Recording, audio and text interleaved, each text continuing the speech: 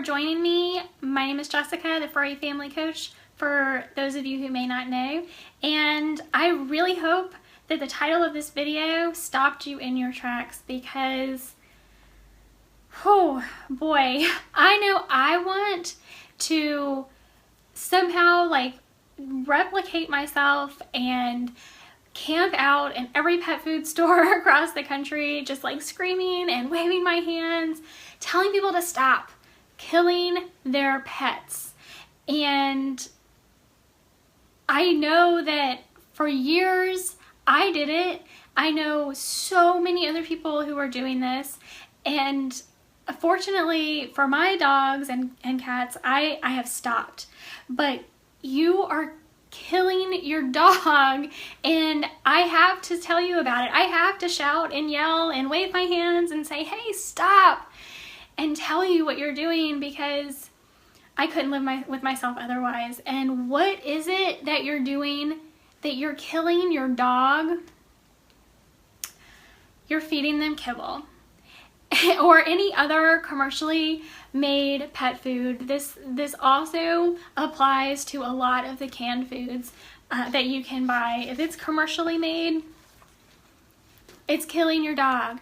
And how do I know this? How am I going to back this up? I'm going to tell you exactly how. If you've been following me in my live video, the vlogs that I have done so far in our transition to a raw diet, I've already given you so much information, and I'm gonna circle back around in this video and tell you why some of that information is so important to what I'm about to tell you right now. So, what is it that everybody is so worried about with their dogs right now? Like, literally almost anywhere you look on Facebook or in if you have a Google alert set up for it, everybody is talking about cancer in their pets. And today I'm talking about your dog specifically. And the big C word is, like, everybody dreads hearing that. But at the same time, everybody is hearing it because there are so many dogs that... Excuse me. Thank you. Thank you. Thank you. Sorry, this is live and things happen. Kim, come here. Thank you. Okay. Thank you. Video. And so some dogs walk by the front yard. Anyway, everybody is hearing the big C word when it comes to their pets, and we are all so afraid and so worried. Anytime we go to the vet and like we feel a lump on our dog or some abnormal blood work results, we're so worried that it's going to be cancer for so many reasons, because we know that, we want our dogs to live forever, and even though that's not feasible, we don't want them to die of cancer. We don't want them to be in pain. We don't want these things affecting them.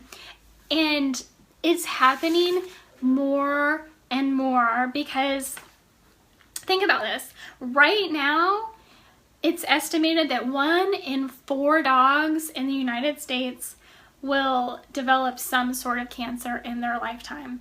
1 in 5 cats will also develop cancer in their lifetime. So I've been looking into cancer, and I found a study. Apparently, you guys may have heard of VPI, or veterinary pet insurance. It's underwritten by Nationwide. It's a very popular pet insurance company. So I found its 2010 cancer statistics, and now mind you, we're in 2017. These numbers are just going up. So in 2010 alone, VPI had 40,000 cancer claims for dogs and cats. Like, I mean, this is just one pet insurance company.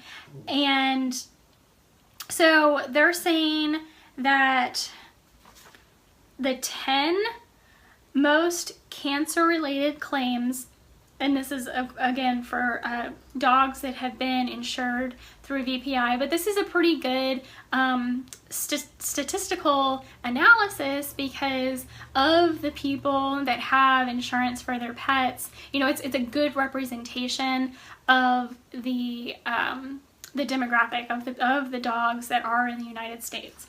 So the number one cancer, and I'm going to list 10 of them, but I really want you to focus on the number one cancer that was reported in these claims for pet insurance: lymphosarcoma.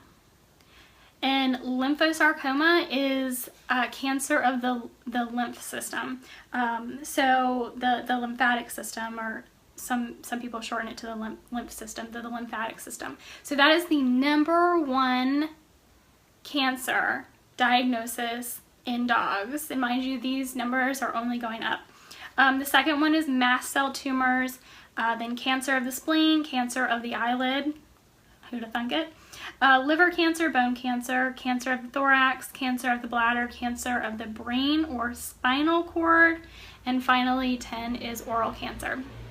So let's talk a little bit more. I want to tell you, if you remember my video from a couple days ago where I really got all nerdy on you and I was talking about MCTs and LCTs and how they differ, how the MCTs are good fats, LCTs are bad fats, though you still need some LCTs.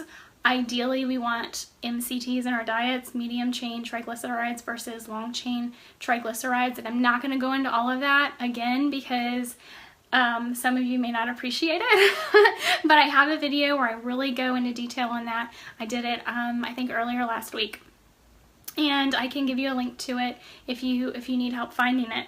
So when I was telling you about good fats and bad fats, the MCTs versus the LCTs.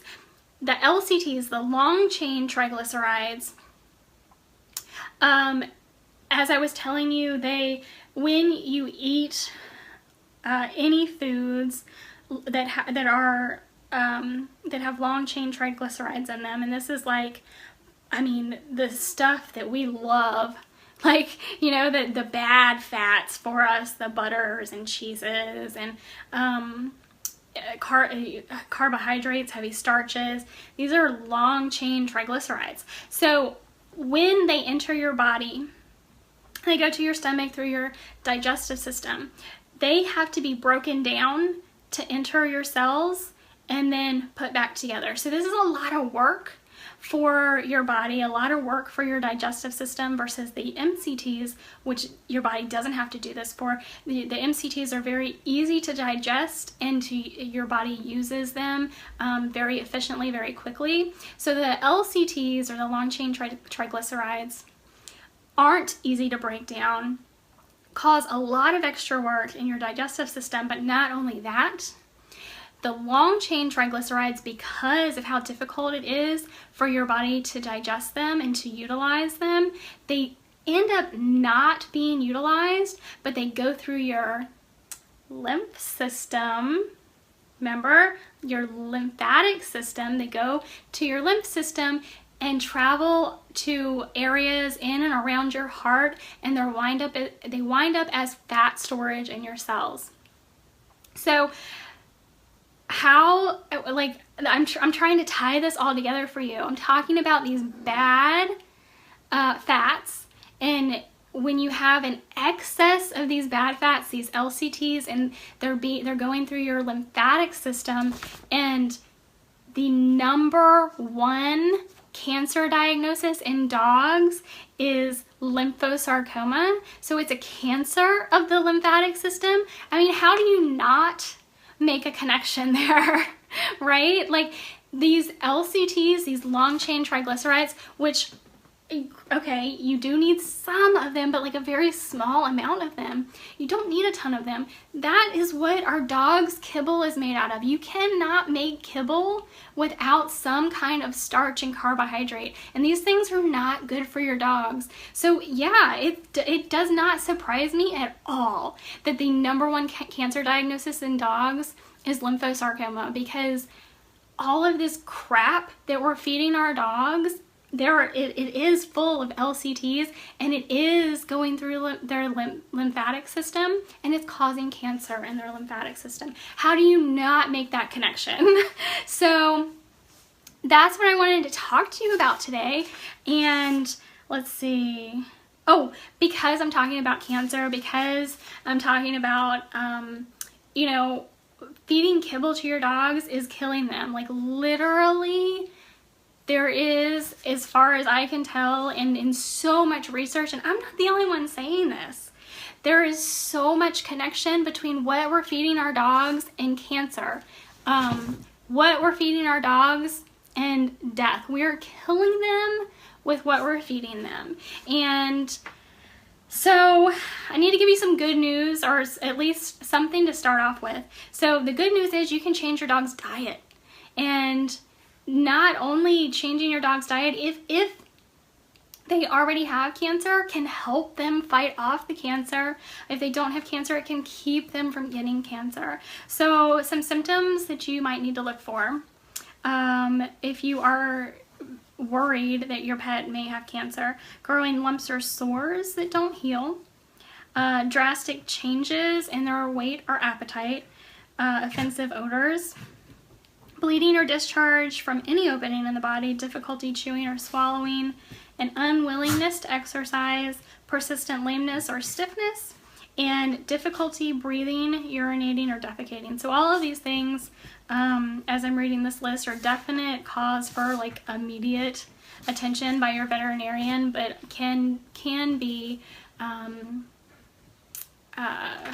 examples of how your dog could be reacting, how their body is reacting to cancerous cells in their body. So again, I just want to like stand in every pet food store, every grocery store on the pet food aisle, and if I could duplicate myself and just be in like every pet store screaming and waving my arms and saying, no, stop feeding this crap to your dogs because you're killing them, I would love to do that. And if you are with me, if you understand what I'm saying, and I'm really trying to, I really hope you do understand. If you don't, if you have questions, please put a comment below and let me know. I'd love to help you out with you know, understanding the link between what we're feeding our pets and how it is killing them.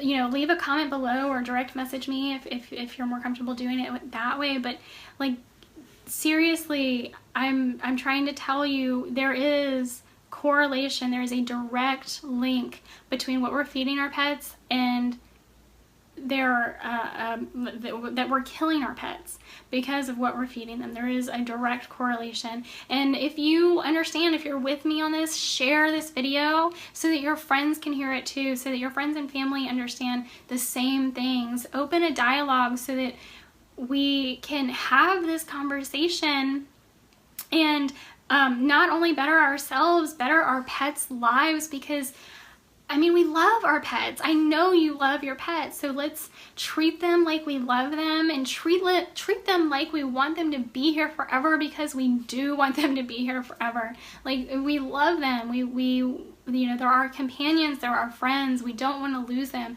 and we certainly don't want to lose them to something as traumatic as cancer. So share this video, like this video, and tomorrow, before I forget, I'm going to talk to you about how we got to this point, how we got to the point where we are feeding our dogs kibble, what changed in the pet food companies that we are now feeding our pets kibble, and how they're telling us, how they're marketing to us that we need to be feeding our pets kibble when it is the absolute worst thing that we could be feeding them. So I will see you tomorrow to talk about that, and for now, I'll see you in the next video.